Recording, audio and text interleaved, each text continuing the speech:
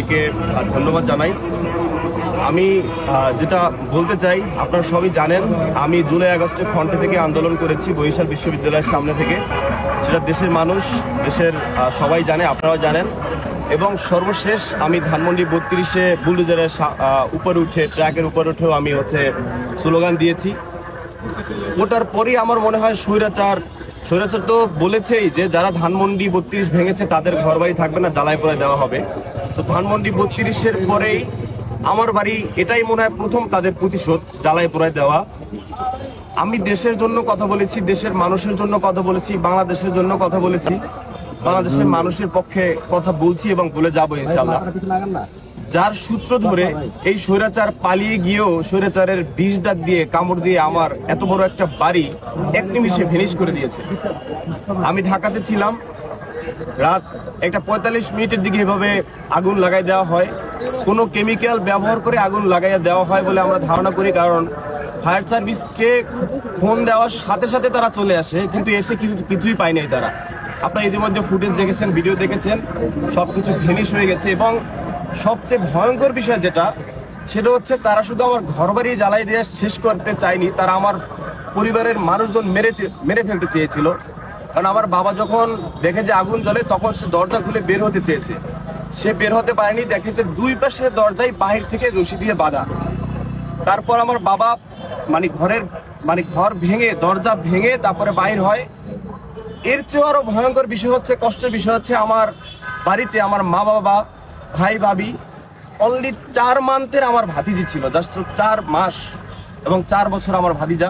সবাই আজকে আমি কিছুই পেতাম, আজকে আমি তো আপনাদের সাথে কথা বলছি, আজকে এজ এ কাফি এতিম থাকতাম, আমি কিছুই পেতাম না। দেখছে আপনারা আমার বাড়িতে গেছেন, দেখছেন সব কয়লা, এরকম কয়লার মতো আমি পেতাম। তো রাখে আল্লাহ, মারেকে আল্লাহ বাঁচাইছে, তারা বের হতে পারছে।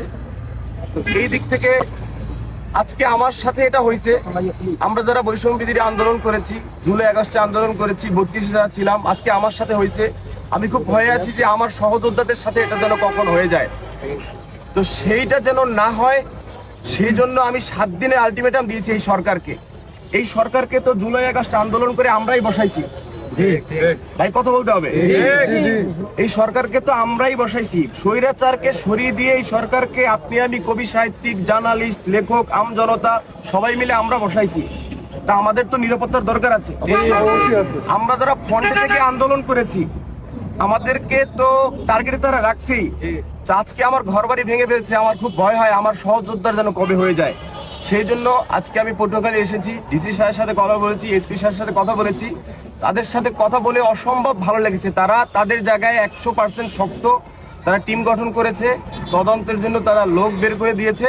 সেই সাথে আমি এই সরকারকে 7 দিনের আলটিমেটাম দিয়েছি। আমি 7 দিনের ভিতরে যদি স্বৈরাচারের দোষরদের আইনের আওতায় এনে যথাযথ বিচার না করা হয়, 7 দিনের ভিতরে যদি আমার এই পোড়াঘর সরিয়ে পুনর্গঠন যদি কাজ শুরু না করা হয়, আমি একা রাজপথে লড়বো।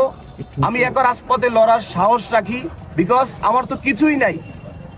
আমার ঘর বাড়ি শেষ, আমার বাবা মাকে মেরে ফেলার সিস্টেম তারা করেছিল, আমার তো কিছুই নাই।